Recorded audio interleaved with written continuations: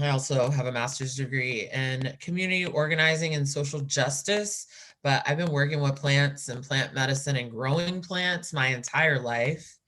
I am a mixed Black person. I am not from here. I'm from Kansas City, Missouri.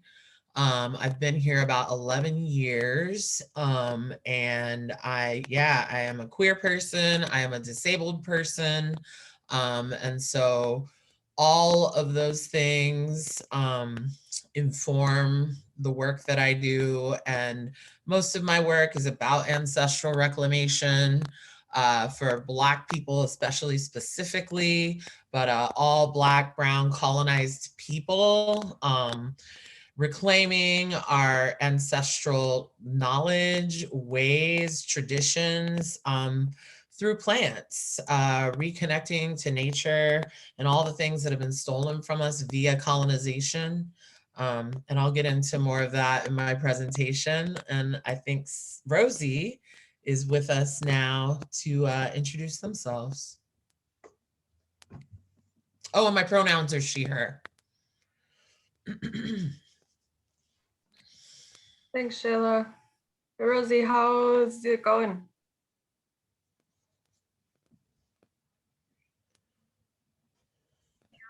Okay, can you hear me now? So good. Thanks, Rosie. Oh, good. I guess, am I reintroducing myself? Yeah, now that we've started, thank you. Okay. My name is Christania. I, at some point, will see to it that Bree gets her traditional identification, which will be her original identification. Nice try. I am Samish, Lummi, Swinomish, Tulela, Stout, and Vancouver Island, French, and Hawaiian. So I'm very connected to a lot of cultures. I support the idea of bringing on people of different ethnic backgrounds, so as we can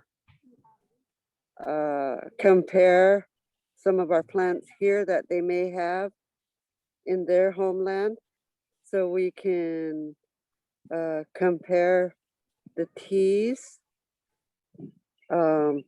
Just a lot of things that I would like to collaborate with other ethnic backgrounds.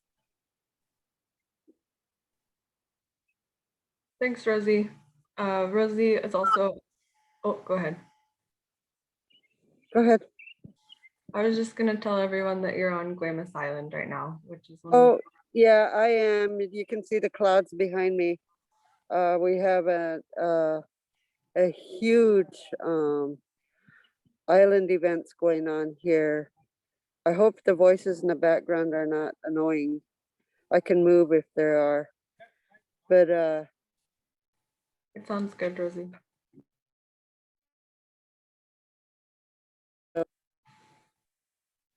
good. Yeah, that's great. Thanks, Rosie. We Can you look hear me? forward. We can hear you. Thanks for your introduction, and we look forward to hearing what you have to share about the traditional plants that you grew up with. Okay, so we'll transition back to Shelagh for the first presentation. Yep. Sorry, the Zoom technology, you know, it's kind of rough. Yeah, it takes some getting used to if you're not using it all the time. It's a lot.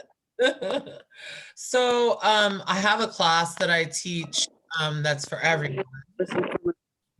That is about Black herbalism and just a little history about Black folks' connection to not just herbs, but all plants and growing and, you know, how we were brought here. And so I'm going to share that with y'all today. Let's see. You can see that now, right? Good. Perfect. Let's go into full screen. All right. And do you mind if I say something really fast? Sure. Just about like questions and stuff, you can either just enter them into the chat and we'll just periodically be checking on that, or you can raise, there's like the little Zoom hand, so you can raise that too, and we'll try to make space for those too. But there will also be a dedicated period of time for answering questions at the end of this. Awesome. So I'm going to just try to race through this presentation because this is usually like an hour and a half long presentation. And I like really the way that I teach is just storytelling. So yeah, some slides we might spend a long time on because I'll tell a story, and then another we might just fly right through. So yeah, this is just an ethnobotanical journey through the Middle Passage, plants of the Black American diaspora. What is the Middle Passage? You may have heard that term. That is what we refer to the transatlantic slave trade as. We also call it the African Holocaust. It was the largest slave trade in the history of the world, created by white Christian Europeans. And over 60 million Africans were killed in those journeys.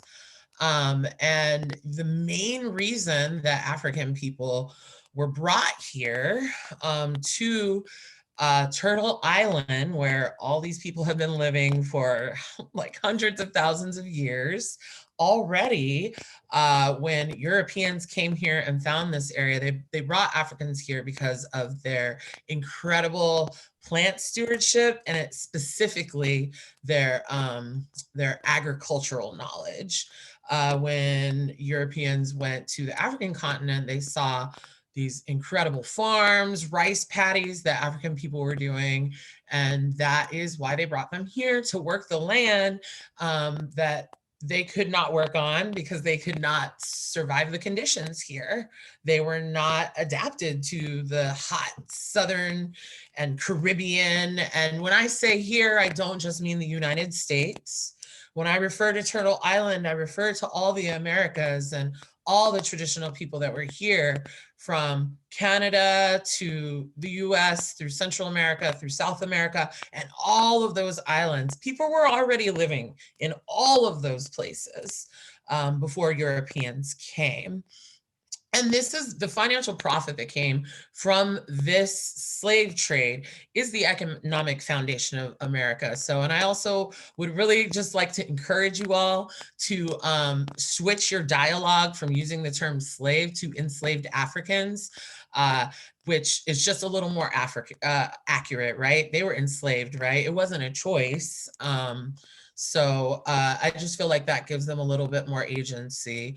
Not going to go too deep into this. The taxonomic system was the system created by Carl Linnaeus. They call him the father of taxonomy.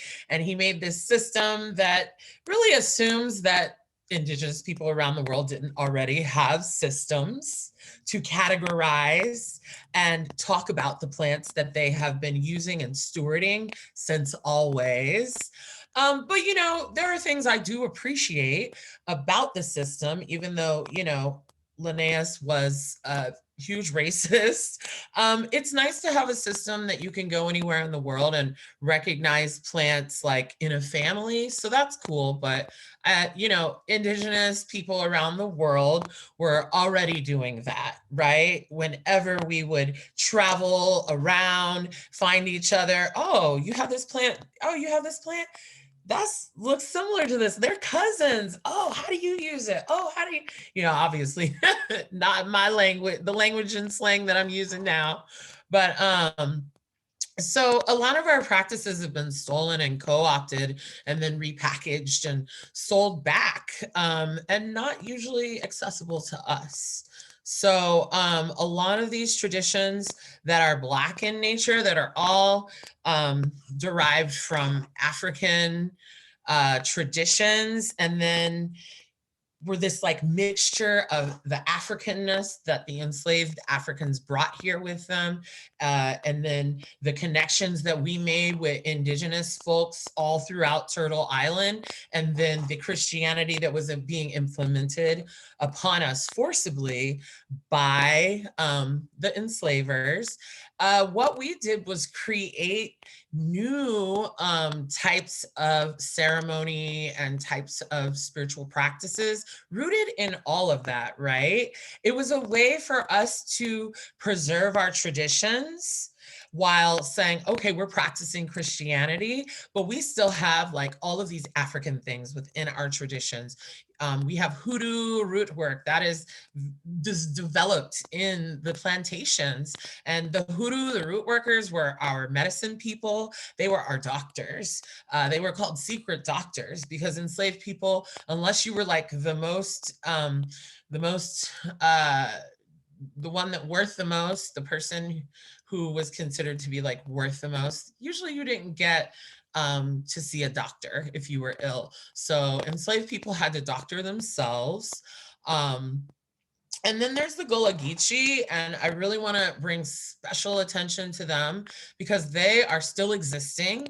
They are, and also I want to be very clear, African Black people are displaced Indigenous people. We are Indigenous people from Africa who have been captured, and we are being held captive in other people's Indigenous land here. So I just want to make that really clear.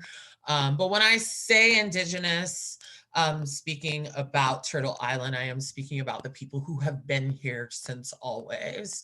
But the Gullah Geechee live in the Carolinas.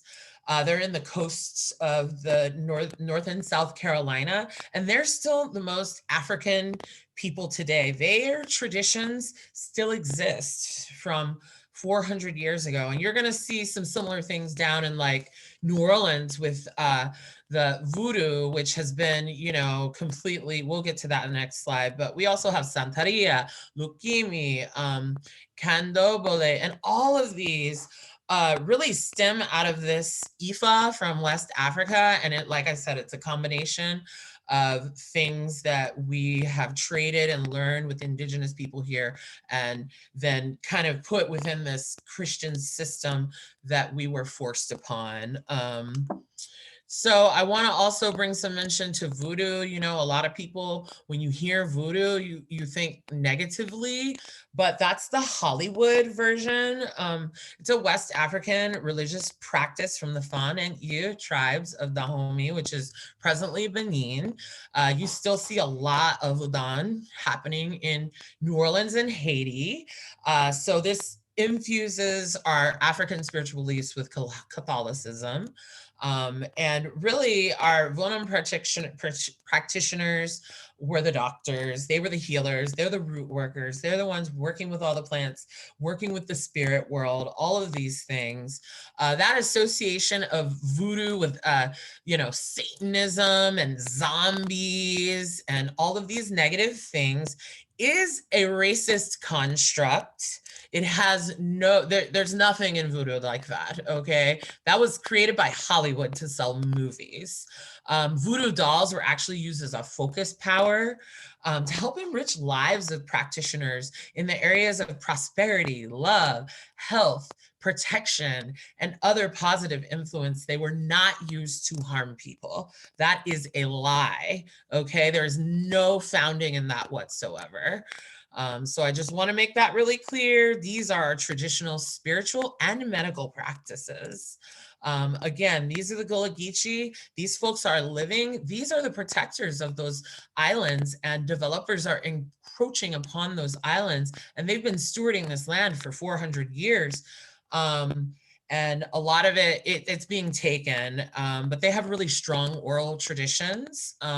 They make amazing sweetgrass baskets, and they pass down their practices, their ceremonies, their herbs, their food orally. And, we pass a lot of things down orally, both Black and Indigenous people, a lot of times to protect our knowledge. There's a story that I love about, and this happened in Brazil. A slaver was running their hand through the hair of a young African girl and found a rice seed. And he said, "What is this?" And the daughter had, or the child had, their mom had put the seed in their daughter's hair, because you have to realize people didn't know where their people were being taken when they were taken off on these ships, right? Like, you just never saw your family members again. So they would put seeds in the hair and in the genitals to bring them over, like, hey, you know, wherever you're going, at least you can grow your food, grow your medicine, okay? And so the legend says that that's how the rice was discovered and brought here to the West, and they made the Africans start growing the rice. Yeah, this is just some info about the Gullah Geechee folks. Support them. They have a yearly gathering. They're really doing incredible things to conserve the land and fight these developers who are really just trying to build vacation homes there, right? And erode the land and destroy the coastal territory of South and North Carolina. These are just a few food plants that were brought over by the enslaved Africans on the slave ships, on their bodies, in their hair. So yams were brought here, and then sweet potatoes were found here. Collards, kale, mustard, okra, rice. You know, a lot of times people think that rice was brought here via Asian folks, but that's not true. African people brought it here. Plantain, eggplant, sesame, gourd, watermelon, turnip, lots of good stuff. This is not an exhaustive list. There are so many more. And I want to just tell this story about yam and sweet potato.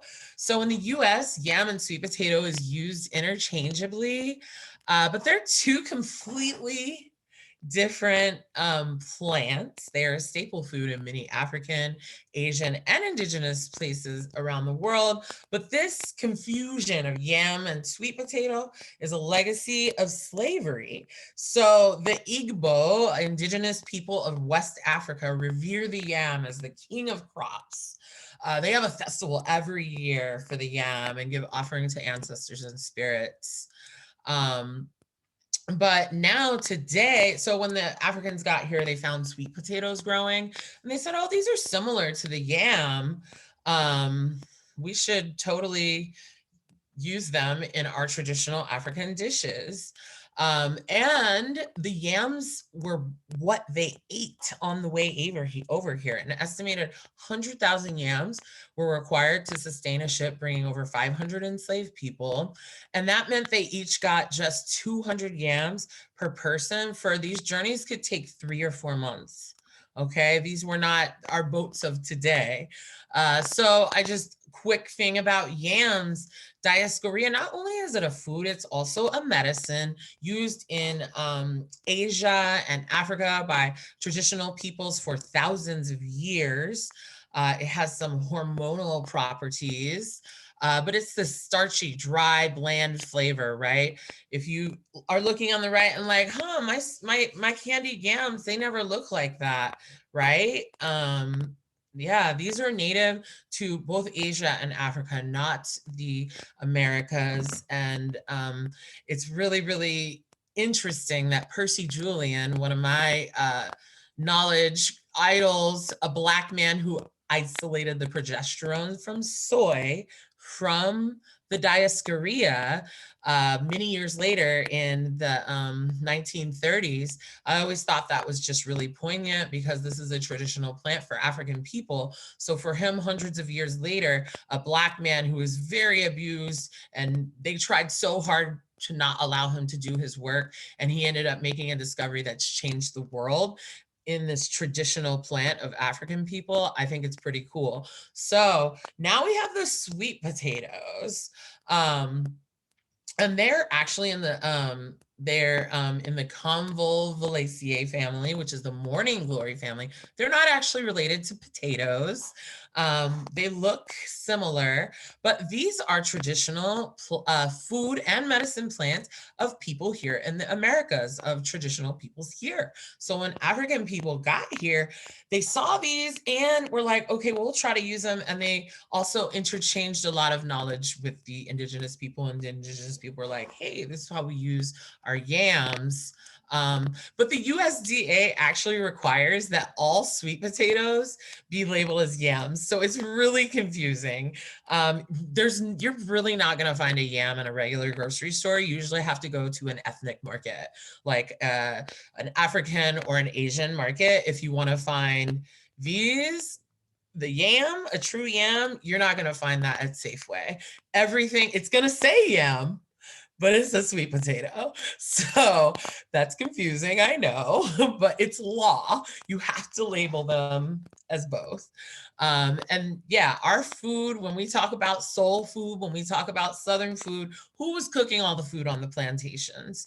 It was the Black people. It was the big mama in the house, right? We created all of these different types of Southern foods, from the candied yams to the greens, and those are traditional African foods.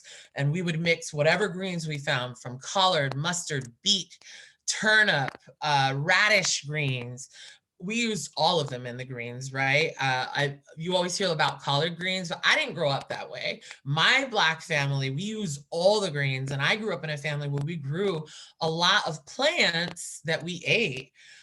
All of these different foods that a lot of people love all originate from enslaved Africans and their descendants. So, yeah, I mean, we all know that Southern plantation life was really, really brutal. And I just want to give some props to both, both the Indigenous and Black midwives who were birthing all the babies on this entire continent. Until recent years, actually, and on plantations, only Black women were allowed to be midwives. They were thought to have special powers. By the white enslavers, they were thought to have special powers that actually were needed to bring life into the planet, which is very interesting. Very, very interesting. So I also just want to bring some attention before we jump into some of the herbs. A lot of these things that we see now that are trending, urban and community gardens, farmers markets, food cooperatives, free clinics, genetic screening, the midwifery I've talked about. These are things that our communities just did out of sheer necessity, okay? And a lot of these things have been co-opted. I grew up working in farmers markets in Kansas City, Missouri, and Lawrence, Kansas. And when I was a kid in the late 70s, early 80s, working in these markets, it was all Black and Indigenous immigrants working in these markets. Indigenous immigrant farmers from Central America and Mexico, and Black people from the urban cities and also from the farms around, doing these farmers markets, community gardens, starting these buying club food cooperatives. The Black Panthers and some of the folks out of the civil rights movement were the first to do free clinics. The Black Panthers were the first to do genetic screening. All of this is stuff that is happening today.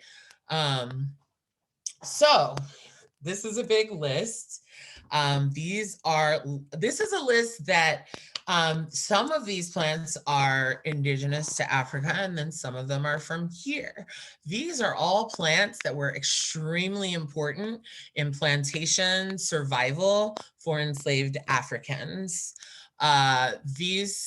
If you have heard of the slave narratives that the WPA did, that is on the Library of Congress, someone went through all of the slave narratives and found every notation of plant usage, of herbalism, right? And made a materia medica for the enslaved Africans on the plantation. Materia medica is what we call like our body of knowledge of herbs in whatever our culture is, right? It's like, here's all the herbs that like we use as Black folks living on the plantation. This is not exhaustive, but these are a lot of the plants that were used.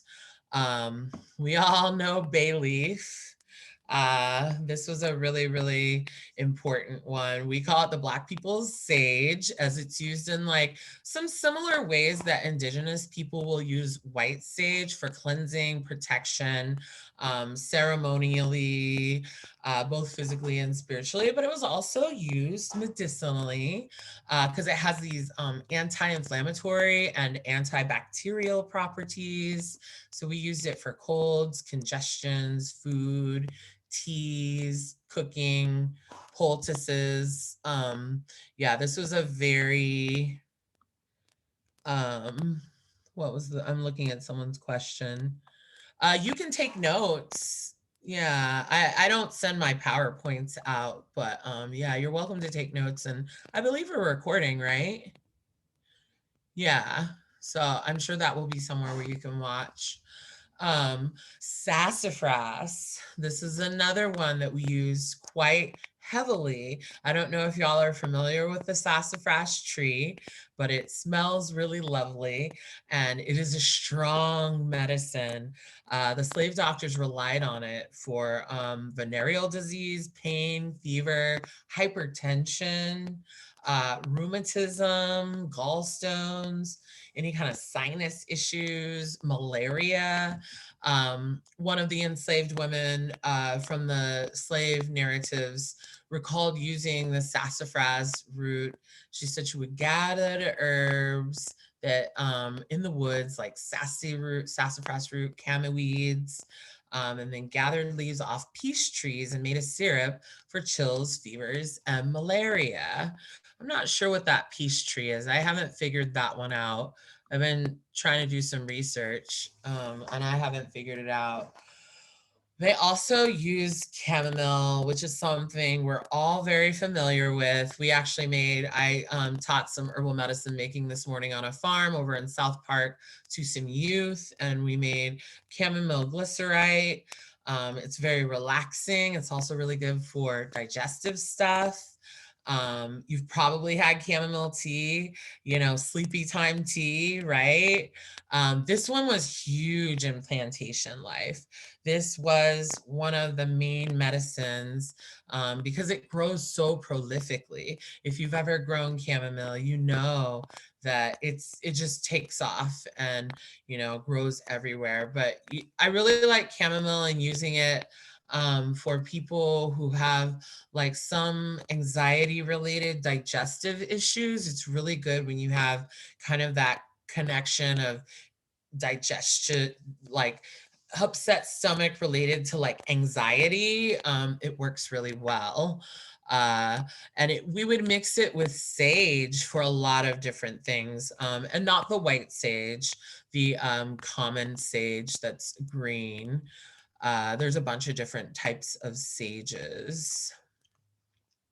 Catnip, another favorite of mine, a mint family plant. This was also a really, really important plant on the plantations, and it's important today. A lot of our plant medicine knowledge, has been stripped from us over the last couple hundred years.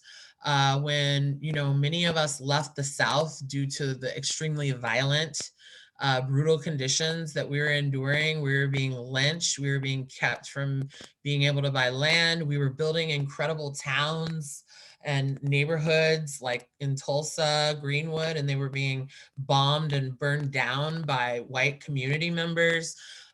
So we had to leave and go to urban areas to get jobs to survive. And while, in the last 100 years with industrialization and urbanization and globalization, we've lost a lot, right? We've lost a lot of that knowledge, but it's still in our DNA and our elders still have it. If you talk to any of your elders, they have a lot of this knowledge. You just got to ask them about it, So I highly recommend, especially for Black folks, and Indigenous folks, please talk to your elders. Please talk to them and, maybe record them. Ask them, hey, can I record our conversation? Just so you can learn what they know, because they hold a lot of really valuable information. And if you grew up with them, you probably have it too, because they probably already said it to you. You just maybe didn't think you were listening or something. So we all carry this knowledge in our body and we can reclaim it, you know. We have to relearn history, right? The history that you learn in school is rooted in white supremacy, anti-Blackness, and anti-Indigeneity. And this is purposeful, right? To erase and suppress the brilliance, resilience, ingenuity, inventions, creations, methods, and skills of Black and Indigenous Americans, right? Like I said, African people were brought here specifically because of their agricultural skills. And as someone who has training formally in herbalism, when I got to my herb program, I said, hey, I'm here to return stolen medicine. You know, this has been taken from my lineage, from my family, from me, and I'm here to get it back. But the thing is, they're teaching a very European-centered, Western-based herbalism, co-opting practices, theories, methods, and knowledges, not giving African descendant people any credit for the knowledge that we carry, not giving Indigenous people any credit except to like fetishize and romanticize them. I mean, there's a lot of white people in the Western herbal world who call themselves Native American herbalists. That's a thing that happens quite frequently that I have run up against in the herbalism world, and it's not okay, because what does that even mean? You know, how many different types of Indigenous people are there on Turtle Island? You know, there's no like one type of herbalism from all of our different peoples. So I just, you know, I really want people to think critically about plant use. And when people say, oh, you know, I personally, like, I don't speak on native uses of plants because that's not my place. And if you just read it in a book, I don't know where that information came from. If an Indigenous person didn't tell you about the use of the plant and the people, then, you know, I wouldn't go around saying like, oh, the natives use this for that, you know, like I get a lot of my information from directly from elders and African people, you know, like I said, everything's passed down orally. So just be really intentional about what you're learning and who you're learning from and how you're disseminating information about our practices, please. I think that might be it because I'm running out of time. Oh yeah, this is a bunch of Black herbalists that if you want to learn more like directly from Black herbalists, this is just a bunch of people that I think are amazing that you should follow if you're on IG. So yeah, that's all I have. And you know, you're free to ask questions whenever we're gonna do that. So yeah. Thanks, Shelagh. It's wonderful to hear you talk it and your perspective and knowledge on things. Sharing. I want to open up any space for anybody to ask any questions directly to Shelagh.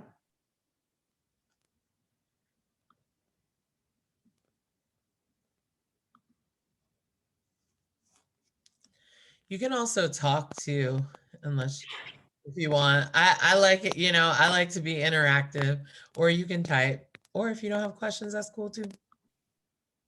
Yeah, and if questions keep coming up for you, that's great, and you can feel free to ask them anyways. I wrote down a few questions that I wanted to share, just for people to consider while we go through this workshop. Looks like Fawn has a question. Do you want me to read it, or do you got it? I mean, I there are, yeah, there's more herbs, but not like a list. I guess I'm not sure what you're asking. Oh, all the herbs that I listed like in the beginning. Yeah, it's a much longer class. It's like a full like 2-hour class going through all the herbs. Yeah, we have, I think I budgeted about 20 more minutes for your presentation if you want to keep going, but otherwise you don't have any pressure to, and I'm happy to answer these questions that I wrote in for like synthesis and move on to Rosie. Oh yeah, I wanted to talk, like, I wanted to hear from Rosie and, maybe us have more conversation. Like, I wasn't really like seeing this as like a herbs do this and that kind of class. I agree. It's a different class that I just used that PowerPoint, as a guide, but this is a little bit more of a conversation about how we as Black and Indigenous people, are you how plants are connected to our liberation, right? Not like use this herb for that thing kind of thing. Yeah. I called this workshop Herbalism Beyond the Plants because it wasn't going to exclusively be a discussion about plants and their uses. I think that there's a ton of information that's easily accessible online about that. And what I really wanted to focus on was the narratives around herbalism and how those can be very exclusionary towards Black and Indigenous people from all over. And so that's sort of, I wanted to give a platform to Black and Indigenous people to share their views and their histories and relationships with herbalisms for everyone to be able to have like a further understanding to go out into the world and like explain herbalism in a more cohesive and inclusive way that is less rooted in colonialism. That helps. Absolutely. Yeah. And I mean, I can speak more to that. Like I said, I've used herbs my whole life, learning from both of the lineages of my family. I'm really lucky to have had people who in my family who worked with plants, on both sides. But the way that I learned in school, so it worked for me because I am the person that I am, but it's extremely inaccessible to a lot of Black and Indigenous people. And it's very expensive to relearn your own traditional knowledge from people who are not traditional people. And that can be an extremely hurtful thing to experience, right? You're paying all of this money and people are teaching about plant medicine and they're completely excluding you and your stories and the fact that your people this plant is from like where your people are, and that's not even part of the narrative that they're giving you. They're teaching more of this herb and this compound and it does this and that, and I'm really moving more away from that and decolonizing my own education. And it's really for me about like building relationships with plants, to the land, right? Like we're all on colonized land, whether you're a settler, a captive, a refugee, and the people who have been on this land for hundreds of thousands of years, stewarding all of these plants, developing these relationships, should be able to have land that they can rebuild those relationships with. And that to me is a much more important journey and than just going to a class and learning what plant does what for this and that. I mean, those things are important, but I mean, that's a deep study too. Like that's years and years to learn how to safely use herbal medicine like in a clinical way. But when we're talking about our own healing, our families on a physical, spiritual, and mental level, that's really about like reclaiming the relationship with the plants, reclaiming the relationship with the land. Even though this isn't my land, I'm a displaced person. Like I don't have land, right? Because as Black people who are descendants of the transatlantic slave trade, we don't even know where we're from. Okay, so a way for us to remember where we're from is to reconnect with the plants that are where we're from. I am personally right now growing okra because that's a traditional plant for me. And I'm rebuilding my relationship with that plant. I grew up eating it, but I didn't I didn't have the same understanding. And so now I'm working with it in a different way. I'm growing it, I'm observing it. Sure, I'll eat it. I'm going to just do all the things that I can with it, sit with it. And for me, rebuilding those relationships with the plant, seeing a plant from seed to seed, essentially, you know, is how we rebuild those relationships.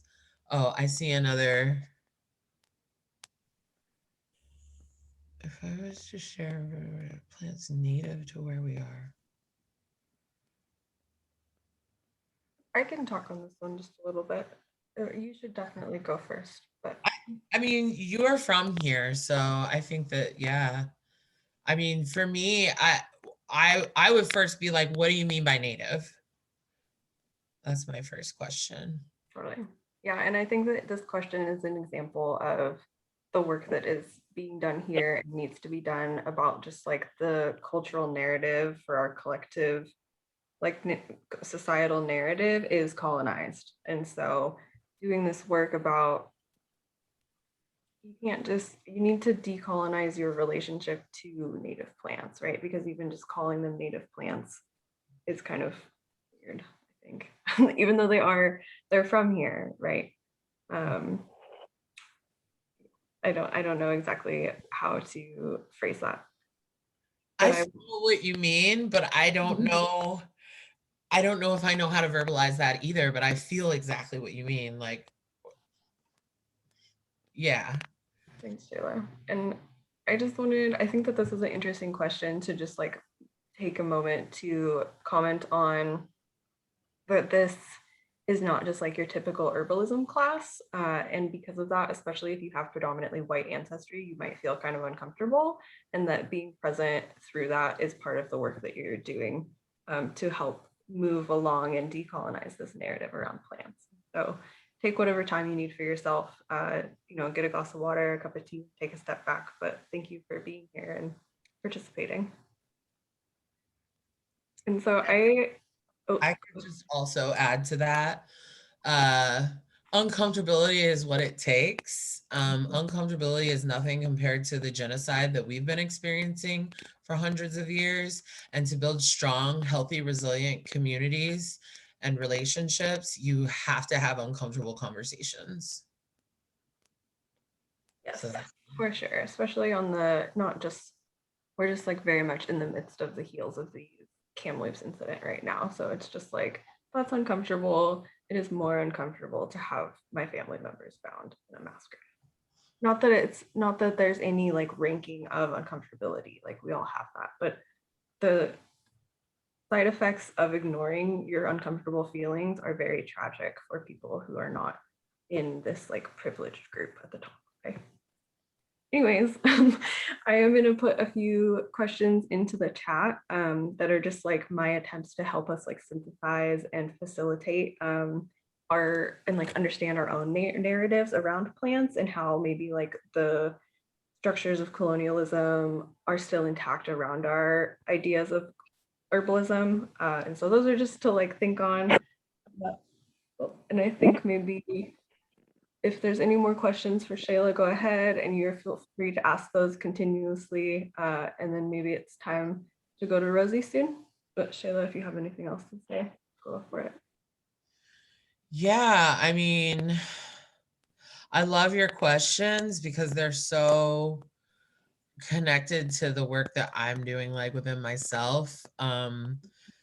When you have this formal training, even when you go into it knowing this is super colonized and like I don't believe a lot of what they're saying, you're still inundated with so much, and the way you think is in a way that you have to very intentionally dismantle.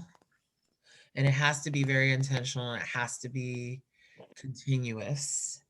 It's work that I'm always doing. So when I think about like my own narratives around herbalism and herbal practices and the work that I have to do, because of how I learned and the things that were taught to me, and the plant groups that I find myself drawn to, that someone just naturally drawn to and have always been. And then I learned, wow, these plants were such a part of my ancestors' survival and resilience. I see a question from Janine. Can I just say something super fast that's very connected to that, Shelagh? Sorry, Jenny. Is I just wanted to comment on your experience at Bastyr and wanting to reclaim that, but that the expectation for being taught herbalism very commonly is that Black and Brown and Indigenous people will act white. And because there is like the history of trauma and like feeling of information, that putting the expectations is like just like setting up people to like not be able to access this information even further. And so there is like a step of like cultural, not necessarily understanding, but space for healing that needs to happen within those teaching modalities also. Okay, thanks. Janine, would love to hear your question. Hey, I realized that the question is actually already in the chat. So my secondary question is a request that if you have a question and you put it in the chat, if someone could read it out. I'm operating on my phone and it's currently being very grumpy about me switching between like the screen and the chat screen, and it keeps wanting to kick me out of Zoom. And so I'm feeling a little precarious about like being able to fully like understand what you're talking about, because I can't always get to the question. But you asked exactly what I was going to ask, which was like, what plant groups is Shelagh really feeling drawn to? That was like where I was going. So thank you for that. Wonderful. Thanks, Jenny. You want to know what ones I'm drawn to? I think so. Yeah. I mean, like I said, I mean, there's so many, but like I said, this year, well, I'm working specifically with the okra and the poke. I'm growing poke. I just picked up my poke plants, Phytolacca americana. It's a plant that was also really, really important in the South in enslaved communities. And I actually grew up eating the leaves, but you have to parboil them. It is a toxic plant, but we grew up eating it. You parboiling just means you boil it, pour the water off, put fresh water, boil it, pour the water off, push fresh water. You do that 3 times. And that's how you remove the toxicity from a lot of plants. And I grew up eating it, and you know, I learned all these things about it in herb school that were like different than what I heard growing up. And so yeah, I decided I should grow it this year and just kind of reconnect, do some of the greens that I grew up eating, and yeah, just reconnect in that way. So like I said, I'm really just trying to reclaim my relationships, and instead of being so academic and like, it's hard because I also have the training in the East Asian herbalism, like Chinese herbalism. So I have these systems in my head, and like I diagnosis methods and patterns. So I think in that way, and trying to just back away from all of that and sit with the plants and observe them and watch what they do and how they act. I'm really trying to like relearn about the plants in that way. So it's okra and poke for me, that I've actually never grown either of those plants personally. I've used them, but I haven't grown them and like really gotten to know them. And those are my 2 plants this year that I'm working with and trying to build relationships with and learn more about my ancestors with. Thank you. Just for Janine's request, I'm just going to read out the questions that are like sort of the synthesis discussion questions that I'm hoping will like help ground people while we go through this. And they are, what plants or plant groups do I find myself drawn to? What are the plants my ancestors used in their traditional landscapes, and are they present in my current landscape? And what are the narratives I have around herbalism and herbal practices currently? Okay, so thank you so much, Shelagh, for your very informative presentation. I think it's interesting because your background is heavily through school also, so you have that experience, whereas I think the the presentation we're about to transition into from Rosie is going to be a very different style. So Rosie, are you ready?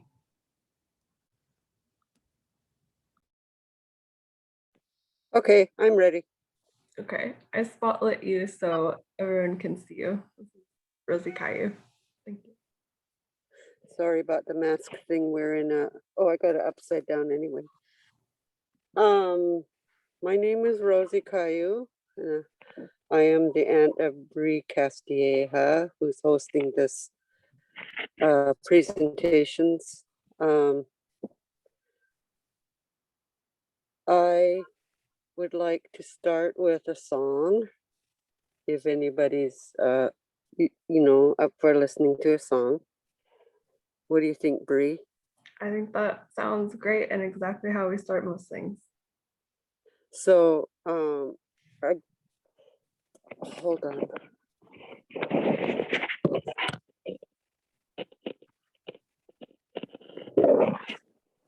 I think I wear this mask because I'm not a religious person, but I'm thinking of those kids up in Canada and the children of this school where my former husband graduated, and that was in Kamloops at St. Mary's. Oh no, St. Anne's, and I'm a victim of that traumatic time for those people. He graduated in 67. He was born in 47. He graduated in 67 because he was held 2 years back, and it was horrible because he really didn't need to be held back.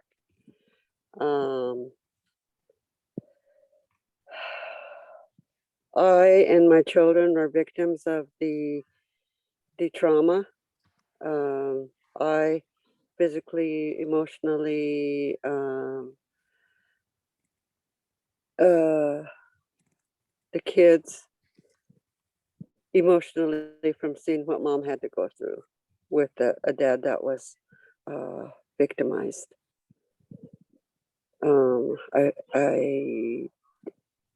I just will sing this song to help you and to help everyone who is carrying that emotion, that trauma.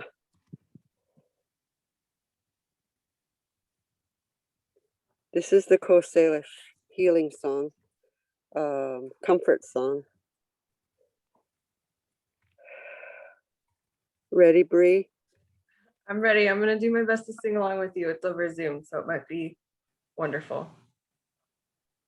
Yeah, and you can come in the tail ends if you would like. It's going to be the Coast Salish anthem.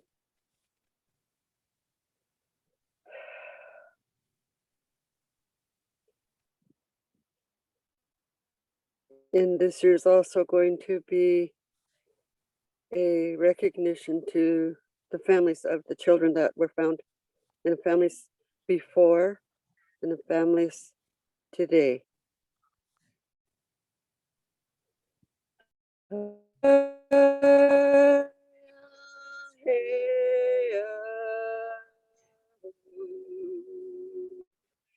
Yeah, hey,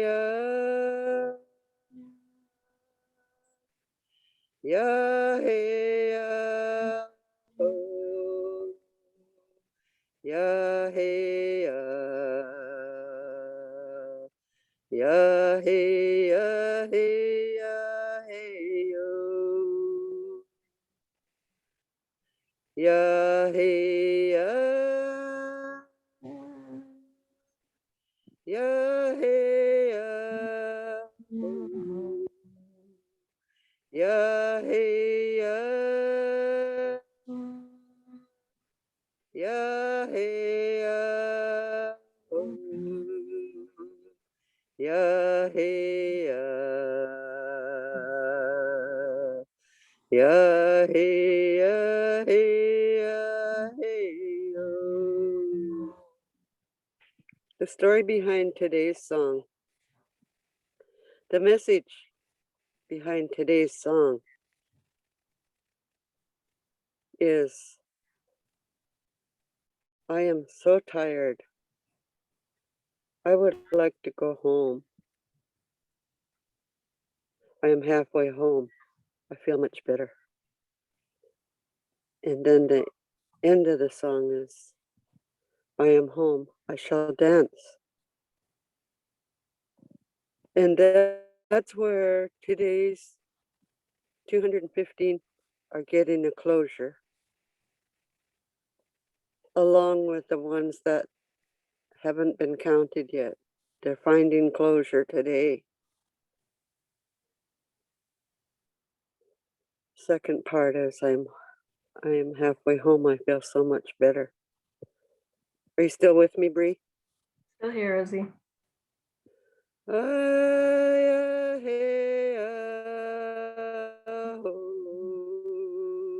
Ya hey ya, ya hey ya ho, ya hey ya, ya hey ya hey ya hey yo, ya hey ya,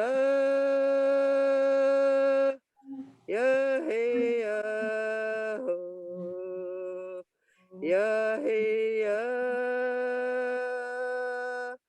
ya hey ya ho, ya hey ya, ya hey ya hey ya hey yo. I am home, I shall dance.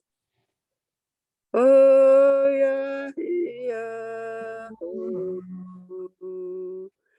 yeah,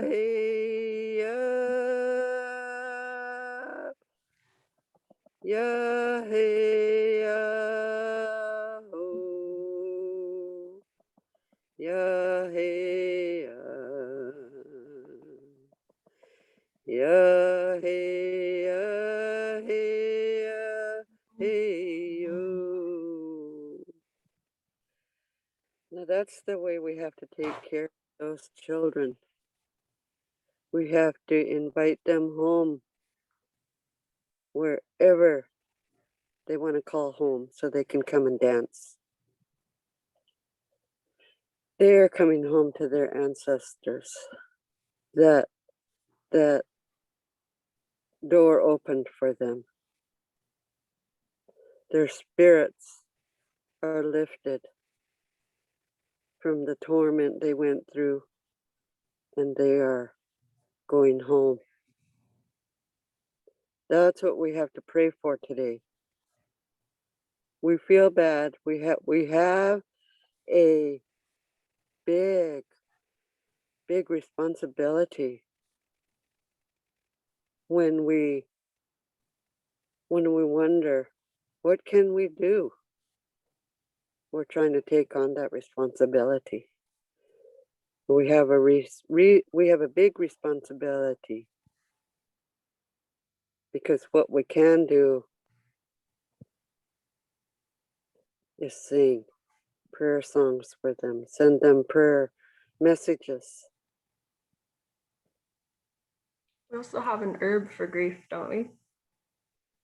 We have a herb for grief, and it is in our culture, in the Samish culture, it's the Salish tea, and I know you've had tea. So there's a certain strength of that tea, all the way to the point where it is now just a beverage. From a beverage to the strengths, moving up and up and up until the dark red. You want to go medium color for meditation and grief. It's Are you like a talking about Chinese tea. You're talking about the Labrador plant? Yeah. So someday when we get more connected, like with more people in your group and who you know of that you could pull together, we can actually have a little workshop that weekend on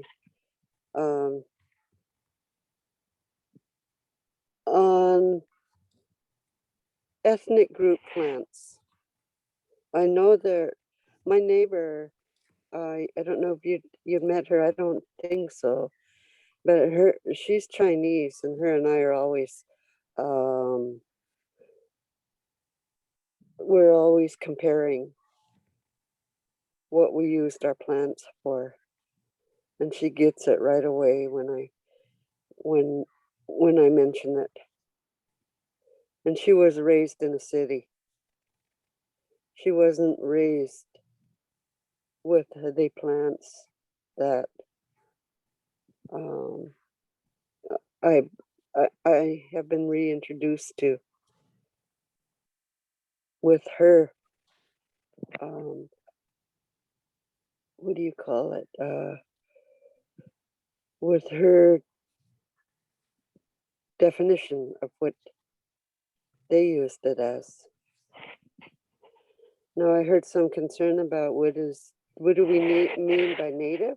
Was that a question earlier? The question was talking about native plants. It said, if I was to share information in regards to native plants or plants native to where we are, what would you view as a good way to attempt to give credit and recognition and provide information about the herbs, traditional uses, and history without perpetuating like colonialism and Black and Indigenous exclusion? And then Shayla responded with, I'm not sure what you mean by native. Oh, okay. To me, native means like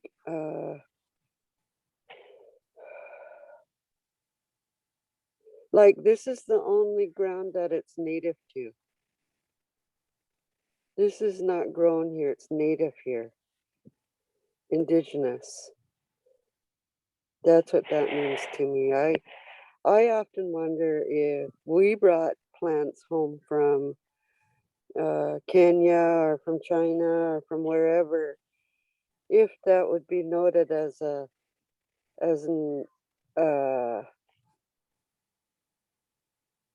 invasive plant, if it loved it here and it was medicine, but the scientists didn't recognize it.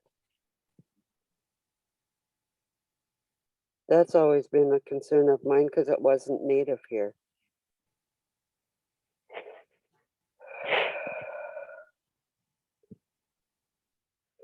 Native here, to me, is the soapberry, the nettles, the dandelions, the rose hips, cedar, and I'm not sure if many of you know about the Cascara Bark. Anyone know that? Do you know? I do. Shayla's nodding her head. Some people are shaking their heads. Okay. So, Cascara Bark, when we were young, we had a market for it. We had so much of it on the Swinomish Reservation that we had a market for it, and the market was in Cedrawilly. And they used that for bowel problems. I'm not sure what anybody else used the Cascara Bark for, but that's what our people used it for. Another thing was a tiny little Fennel Plant that we used like an antibiotic. really tiny plant that smelled like mint. Or better yet, it smelled very medicinal. Is there anything that you'd like me to touch on? I love it when you talk about Indian ice cream. Oh, okay. We're talking the soapberry here. And a soapberry can be used as a liquid beverage or a foam substance ice cream. You whip it up into a foam. It's a soapberry plant that's very, very difficult to get a taste for. You have to be raised with it. Some people say, "Oh, I remember this," and they love it. But then other people say, "Oh, it's bitter." So I would like to maybe touch on some of that that kind of local plants we have here and get a group together and come out and show them the berry. That would be nice. But in the meantime, here's a Wikipedia link. Yes. Do you maybe want to talk about Hakmein and our chemist practices? Or one time, Oh, okay. I The was camas, I think I'm gonna pass off to you. I'm gonna do the Kachmein right now. So Kachmein, you can also use that for anxiety. It is Indian celery, and there's no, pardon? I was just giving the English version of Hakmein. It's Lomation. Lomesha. So when you grow up and get old like me, you don't know the scientific names of such plants. But growing up, the anxieties and the unbalances was used to inhale the steam. You inhale it 4 times till you all the way down as far as you can get it. And it touches on the spirituality that's feeling unsettled because of I don't know, a death or an illness or an accident. And that's one of the medicines we use instead of things like anxiety pills. So we also use that as a tea for sore throats, and we also use it for a like chewing tobacco, for singing voices, strengthen the vocal cords. Rosie, I just want to tell you that Cynthia commented and said, "Thank you, Rosie. Sending you hello from Eric." Oh, okay. Tell her I said hello. So Eric and Cynthia are hosting the Indigenous Plants Forum on June 19th at Fidalgo RV Park. And if anybody is interested in that, write it down. And the address is 4701 Fidalgo Bay Road, 10 o'clock till 2 o'clock. Oh, no, it's not Cynthia. It's Sean and Aurora and Marco. And Aurora and Marco, although Marco can't make it. Then I'd like to have an overnight one on Orcas Island in August. So rose hips now, and the Oregon grape. Oregon grape is good for the arthritis. rose hip teas for more medicinal than we than I knew of growing up. There's just so much we can touch on with these here meetings we have monthly. If you have somebody that's interested in coming to the meetings, one of my purposes too is for these medicines and for these meetings is to share and hopefully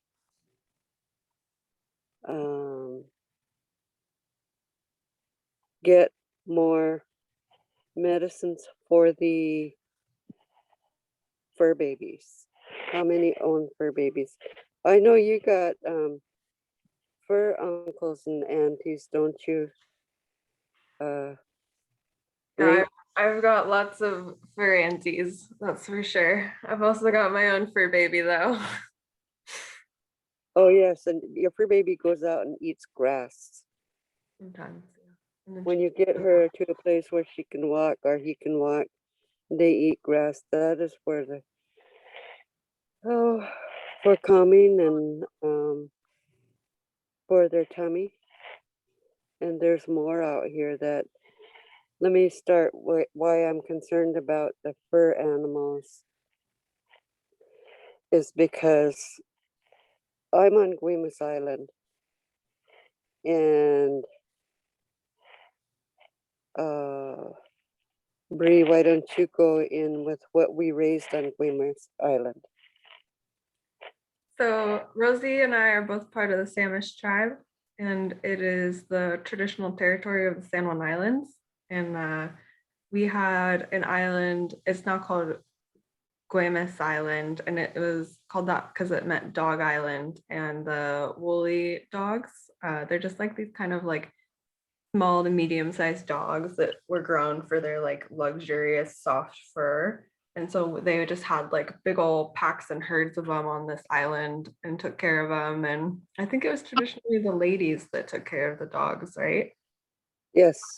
And then they would shear them, and we would make all of our shawls and our blankets and anything else you need. Lots of like headdresses and skirts and clothes. A lot of our traditional clothing is not made from woolly dog fur anymore because I think they got bred out into like other dog populations, but I think now we use wool, which is, I don't know, more modern, that's for sure. And so that's where actually Rosie lives now. Rosie lives near the traditional village sites of on our dog islands. And so that's why I'm talking about fur animals right now. So we're talking about the medicines that the fur animals can eat. And that's one of the things we're getting into in our plants meetings. Going to be slow because it's not top priority. When we had the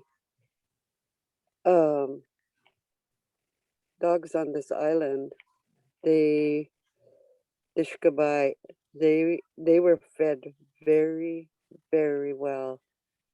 They ate a lot of oils in their diets and a lot of traditional plants, the indigenous plants that was mixed with the oils that made them a little more desirable for them to eat. So that's one of the reasons on my indigenous plants forums that I'd like to get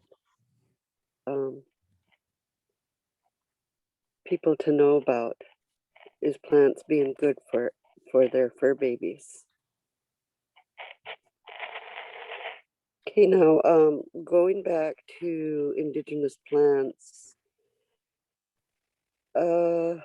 Maybe you can talk about nettles and all the different uses, like when you tried to tell me to put it on my hands.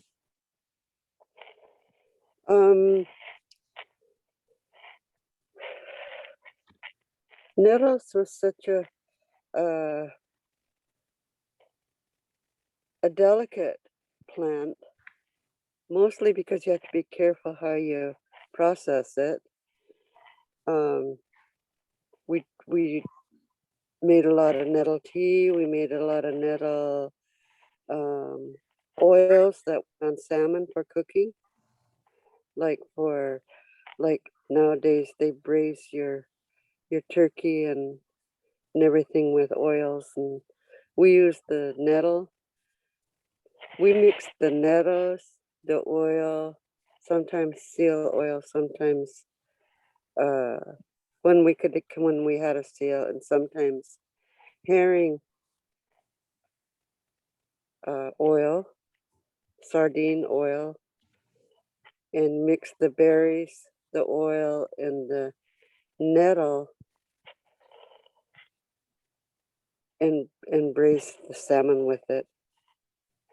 The medicinal part of it was the tea, and that was to help with the. There's a lot of vitamin D also in that, mixed with the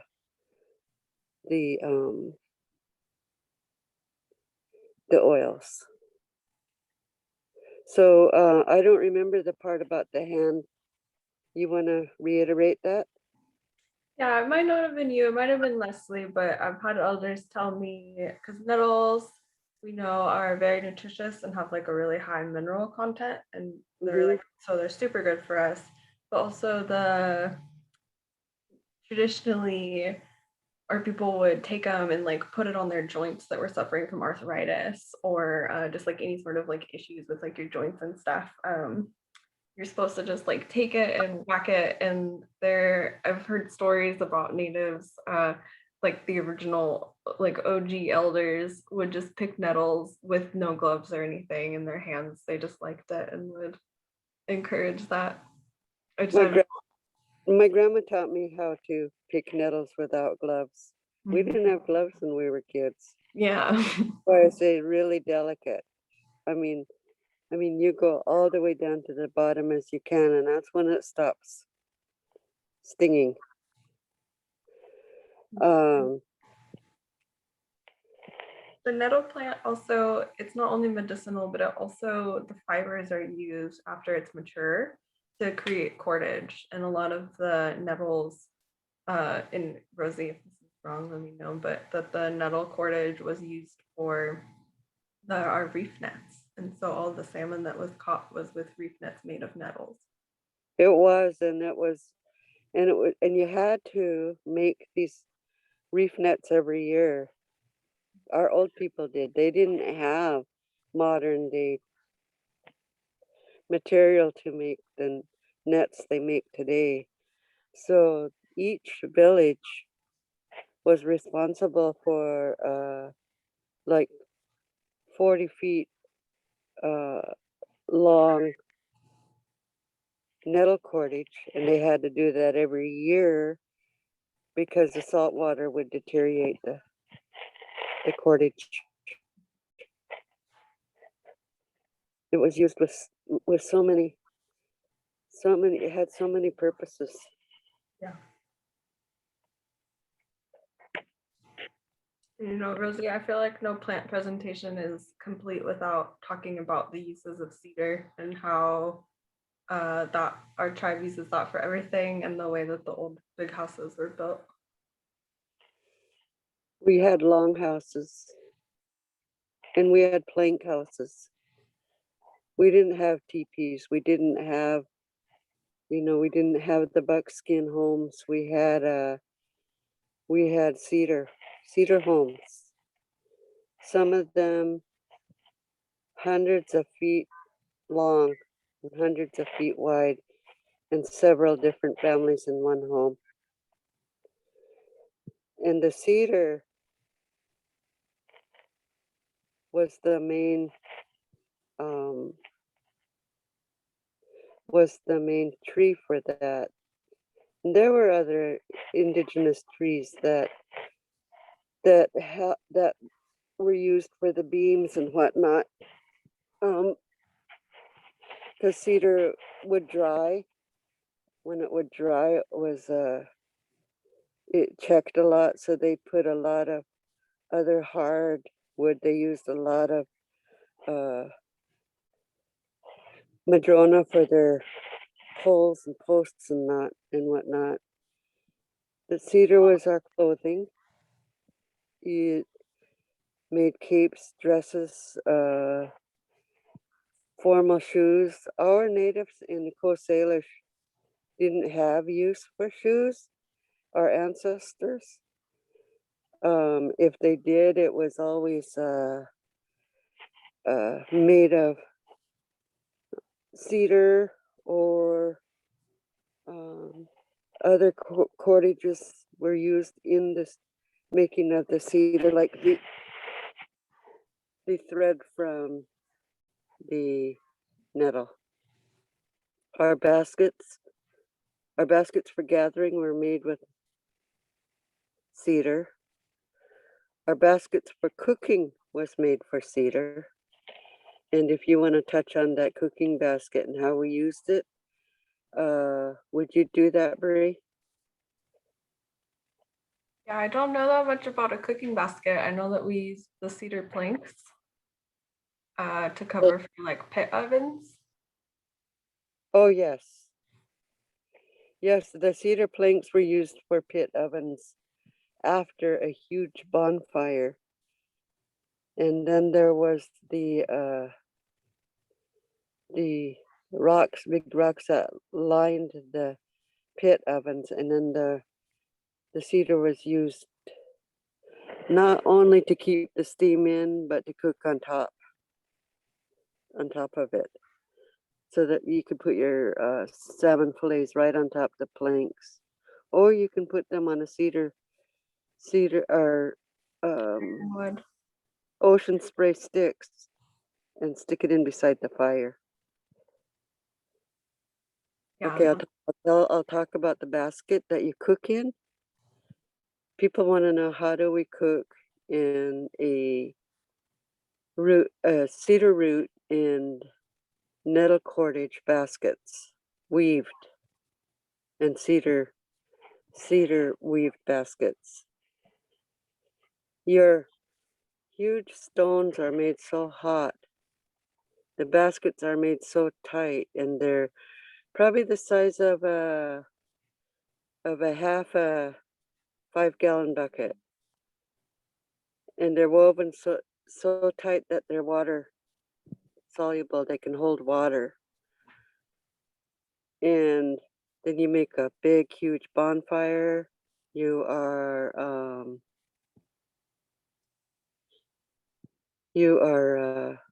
sitting there and waiting for them till the rocks are super, super hot, and then you drop it into a basket of water. Go out to the sea, fill that basket with water, line the bottom with the river rock, and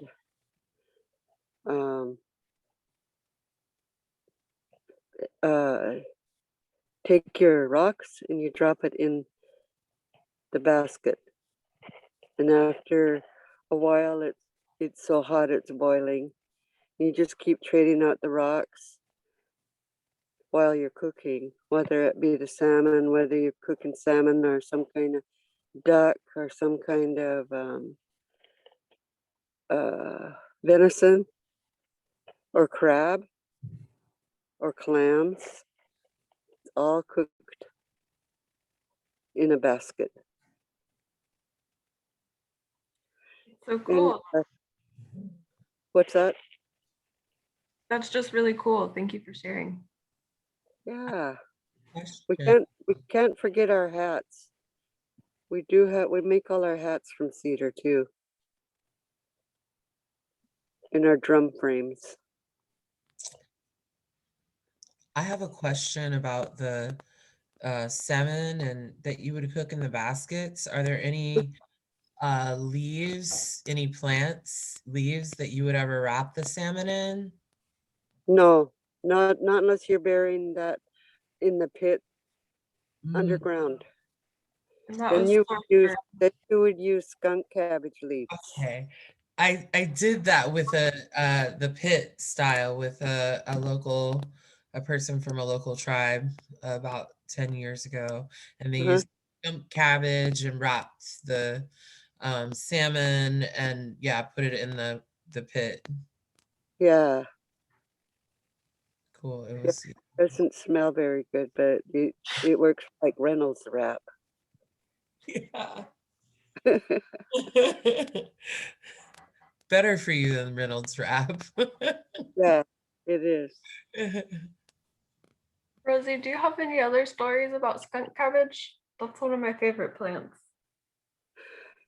A skunk cabbage was used, also the root was used for sacred, making a sacred salve out of it. You know, you just, you put that sacred salve on a hunter or a fisherman, and it's protection. Make a sacred salve out of the root. You got to have the right words that go with it.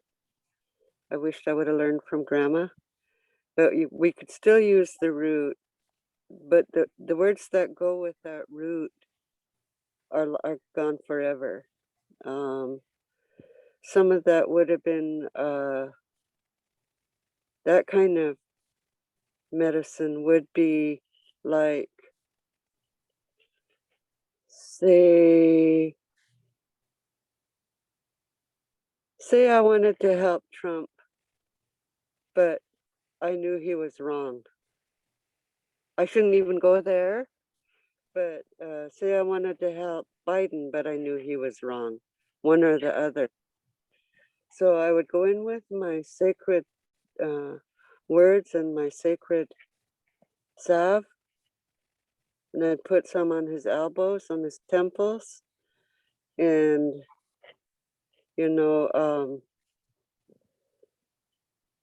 his hands, the center of his hands where we put our red paint, and tell him that I trust that you are telling the truth. So when you go in there, this is going to be your protector.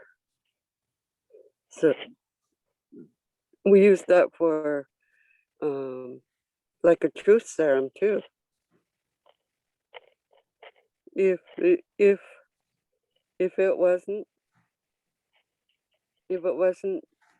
these people were not telling the truth, the medicine wasn't going to work. But if the person was telling the truth, then it would work. There's just so much. People had to be with high self-esteem and high truthfulness to come and see the doctors that use skunk cabbage roots. And there's more that I could bring out about the flower as well. Yeah. But we'll save that for another time. Okay, Rosie. We've got about 5 more minutes left. Would you want to talk about Devil's Club? I know that's a plant that's gotten a lot of good publicity lately. Devil's Club is very, very good for joints. I guess a lot of people know that.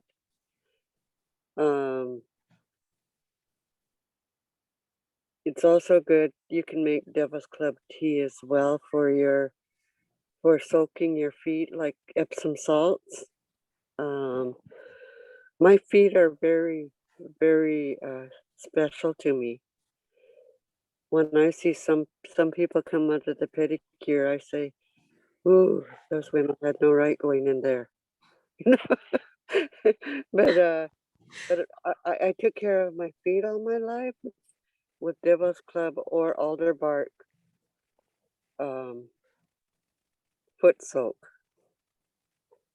and it also helped with the roughness of the heels in the summertime. when you made the salve out of it. Devil's Club is also a maker of sacred paint.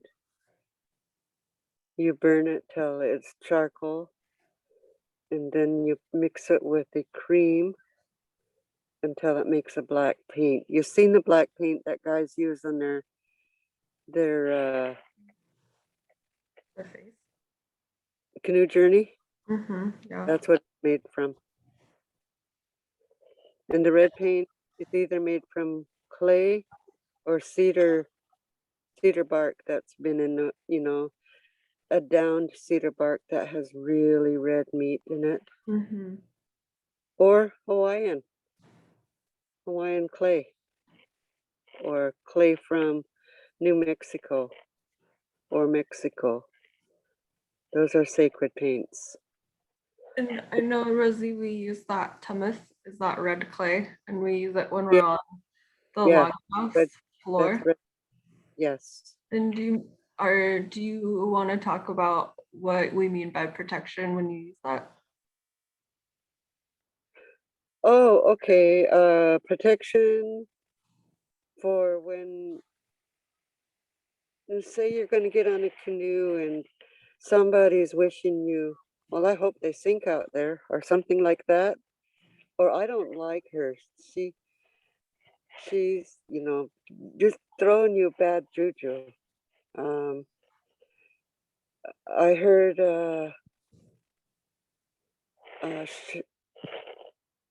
Shelagh, is that your name? I heard Shelagh talking about voodoo dolls earlier, and everybody gets a wrong impression of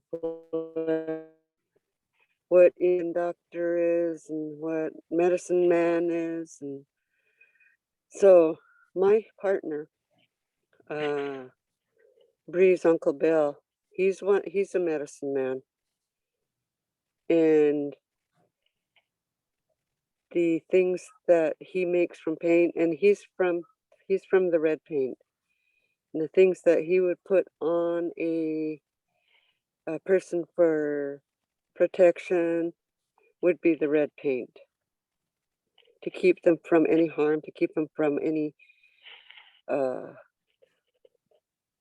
negative energy that might come their way. That it's almost like what karma runs into and bounces back to the person that sent it.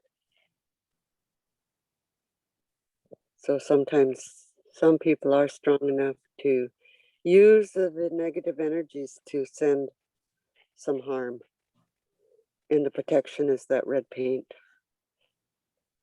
Yeah. And that's, I think part of it too is that spaces like the canoe and the longhouse floor are seen as really, really sacred and really, really, really close to the spirit world. And so the spirits are more sensitive to those energies. And so if you don't have that protection, which we would normally put on our eyes, our mouths, and our hands, if you don't have it, the spirits are more sensitive to it and can like more maleficent with it when you're in those spiritually charged places. I wish we had days to well, anyway, a day just to be together person to person, and it's much more meaningful to share your medicine or your beliefs or your energy when it's person to person. I almost learned how to do Zoom with a little more let's see, emotions, but they're still in me, and it's something that I'm gonna have Bill lift from me, or I'll be tired. Yeah, I know this is a real different medium than you're used to sharing, Rosie. So I really appreciate you being here and going through the different energy-wise and medium entirely. But we will be together soon. So And soon. I'd love to meet Shelagh. Yeah, do you want me to share out the invite for the public Indigenous Plants Forum one? Uh, The- to the people that's on your, yeah. Just to the people that's in our meeting right now. I'll put it in the chat. Yeah, Okay, but don't tell everyone, because they're Yeah. kind of secret a little bit. So you can come. yeah, it's a core group right now, but we're inviting people to be a part of us and to bring their knowledge. And they can share. Yeah, thank you, Rosie. Does anybody have any questions or thoughts or anything? I think I'm gonna post the questions that I posted earlier, just so that you can see them again and see that maybe after this time together, if anything has changed for you. But the floor is open for questions right now.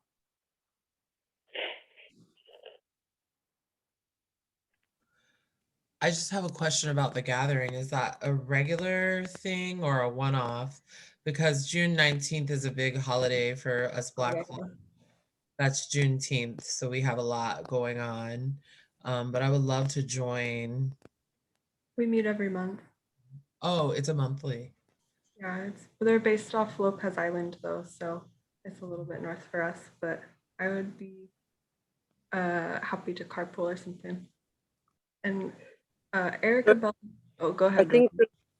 July is going to be on Lopez, and August is going to be on overnight Orcas. Mhm. So if you'd like to bring some overnight stuff on, I haven't determined whether it'll be Friday or Saturday yet, but we'll have like a 4-hour meeting, and then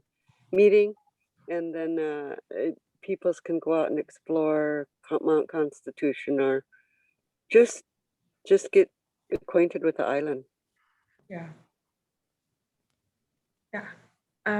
So Erica asked, she missed the name of the plant for vocal health, and that was Hachmain, right? Mm. So that's Erica, I can Yeah. bring. Yes, you wanna, there's only one time a year to get it, and there's only designated pickers because it's in Washington State Parks. So if you have a native card, your Samish Indian card, you could go out and pick some for your friends, Bree. Yeah, you And showed me where it's at. what's that? You showed me where it's at one year. Yeah.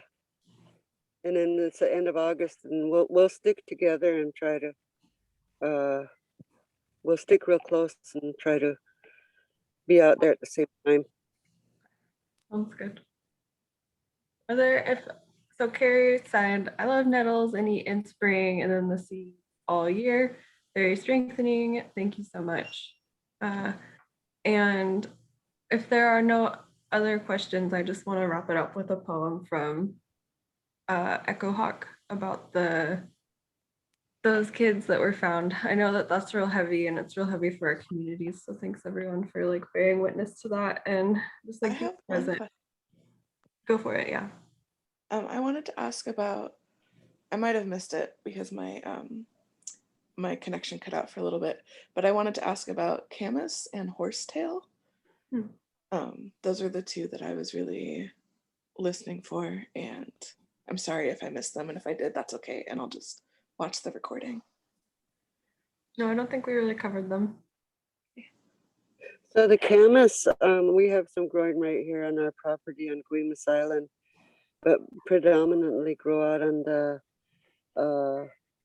San Juan Islands, and is a very, it takes a lot longer to cook than any of the other plants. So what was your question about the camas? I think I just wanted to know some about it, like our uses and how we used it and like the practices. Okay. Who's the question coming from, Bree? Janine, I can help you too, Rosie. You got it. Okay, go ahead. Okay, so like Rosie said, the camas is primarily like a prairie plant. And so there's prairie balds on a lot of the San Juan Islands, and there's also a huge chunk of prairie down in South Sound, like near Olympia. And that's what was burned for in the prairies, was that the natives did burning once or twice a year in order to take off the conifer encroachment from these like important staple food crops. And camas, I call it the starchy sweet potato of our ancestors because it essentially was just like a sweet potato, but it was I assume you know the camas flour. And the way that it was like divvied up between families is like our culture was very matrilineal, and so the women had their plots that they would tend to, right? And it was like sort of like by family. So this is your plot that you took care of, and if anybody came and harvested out of it, it was like a kind of an issue. And they always harvested during the spring because of the presence of death camas. So when the flower comes up, there's camas and then there's death camas, and death camas is white, but they look exactly the same after they're done flowering. So from my understanding is everybody harvested during spring, and then they were often like dried and saved for the winter season when everyone was in the longhouse. You want to add anything, Rosie? No, you touched very nicely on that. I was really wanting to touch on the caution of the different colored flowers. Mm-hmm.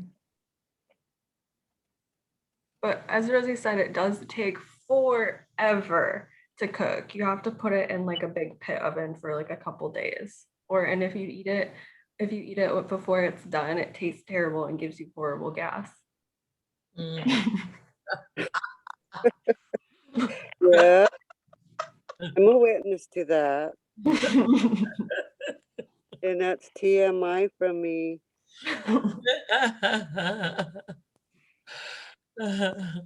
And then do you have anything to share about Horsetail? I can share some stuff, but it's not herbalism I learned from our tribe.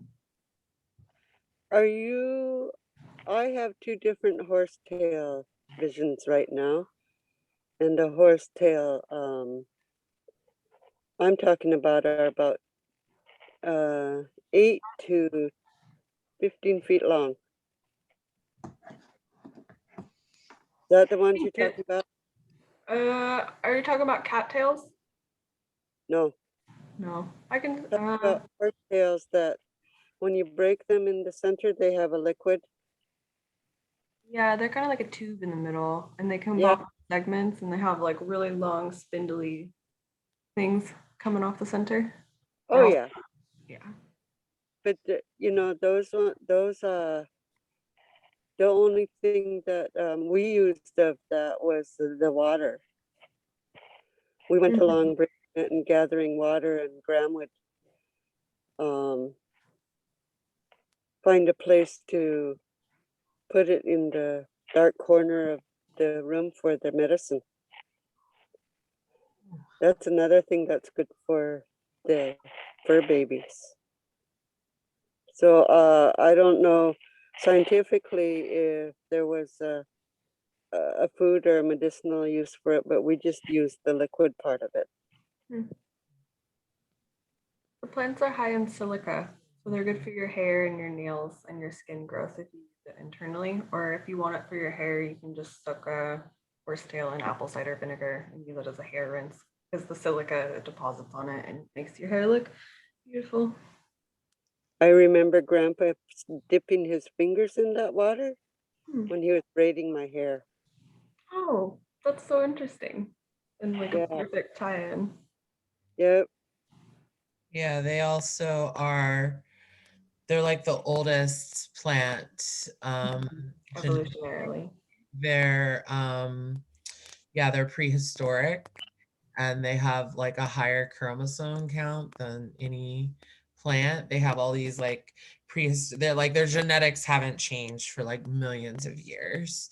Unlike most other plants. They're pretty cool. Yeah, We thank we didn't have a gathering basket when we went to get them, because once you break them, that's when you lose all that medicine. you. Yeah. We had to be very careful how we gathered that liquid. I remember Grandpa used to,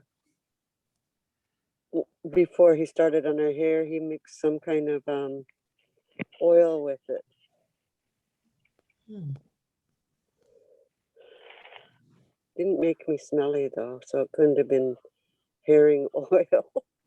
That's good. Yeah. So somebody asked an interesting question. I'm not sure if we're going to be able to answer it. It says, what plant has a whitish inside that you can eat? Growing up in Seattle as kids, we would find these, and I was told it was called Indian bread, but I don't know what it is really called. That one I'm not familiar with. My question is, when you say inside, what do you mean where? Like the stem, a fruit? What do you? It looks like there's a thing called Sorelia esculenta, which is known as Indian bread plant, but I don't know if it's from, it's got a starchy tuber. It looks like it's a prairie plant, kind of similar to like lupin or camas. Does it have a foamy stem? Yeah, they just answered and said stem. It was stuff you could pull out as a solid and eat it. I remember the stomy fem, the stomy, the foamy stem. Mhm. I remember that. I have to go back and talk with Bill about that, and then I'll get to you, and then you can get back to this person. But it Sure. won't be for a while, but we'll talk about it. I remember that. Okay, Sig, watch out for a post email. Yeah. Well, I'll send that out to you. Then I can also get with Madrona Murphy. You might want to include her as one of your she has all the knowledge of scientific, like that's what's needed today in introducing the plants, because I know all the Indian names of them and all of the Indian uses. But Madrona, she pretty much knows everything. It's crazy. Yeah. And then there's a guy out in Orcas that's going to be at our meeting and in August, and he knows of the ecological plants. Who is that? His name is Lerner. I know of another indigenous herbalist up in the islands, and I cannot remember her name right now. But I'm her daughter Emma here. Do you know Emma? Oh, are you talking about Amanda? I don't know if that's her name. What You know what tribe she's from? I cannot remember. I actually texted Emma, but I haven't heard back. Because that's how I met her. I went to one of her grandmother's yes, some folks brought her down. She doesn't come off of the islands often. And she taught a class though over at the Fenny Ridge Center, and that's where I met her daughter, and we became friends, or her granddaughter. Yeah, and she's also a brilliant indigenous herbalist. What island was it? What island was she from? I think, not remembering which island either. There's a lot of them there. Uh-huh. Yeah, I'll find out. Yes, Stella. Cowichan? Stella. She's Cowichan, so just across the border. I think so. I think so. I don't know if I know her exactly. Rosie might, but we go up to Cowichan sometimes.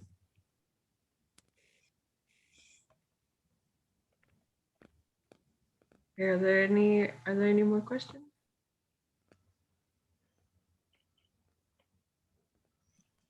even if there are, we can keep holding some space for it. I'm just putting in this chat. There's a post survey of this event that helps us with our grant reporting, which is cool because it makes it so that we can get paid and keep doing these.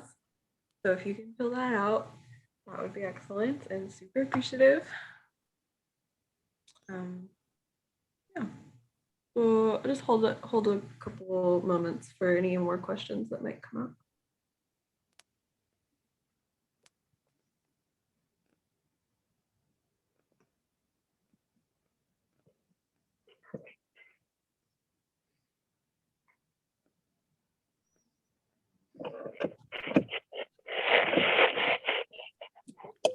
Great.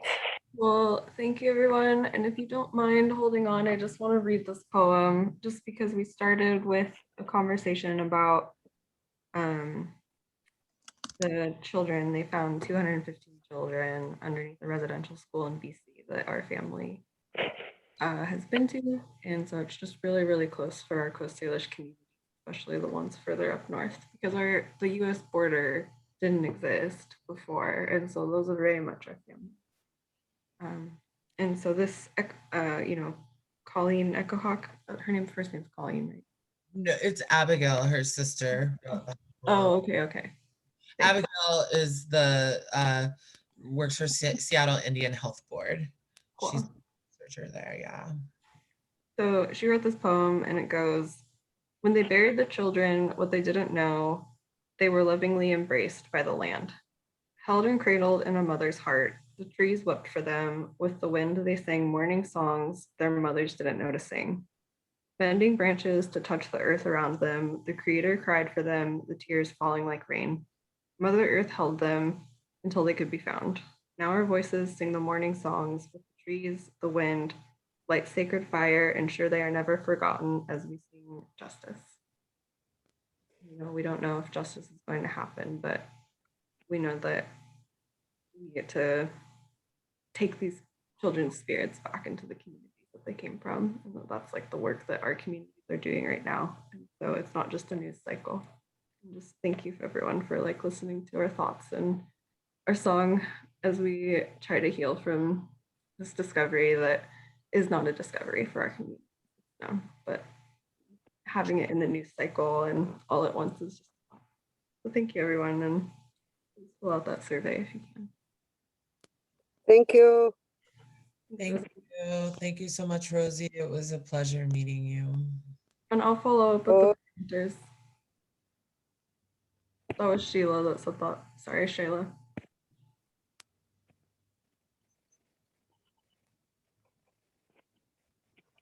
Okay, thanks everyone. I'm gonna close it down. Everyone's saying thank you for sharing. It's been great. Thank you, Bree. Appreciate you. Yeah, thank you guys so much for doing this. I thought it worked out great. Yeah, it was beautiful. Appreciate you all. Have a beautiful Saturday. You too. Bye, everybody.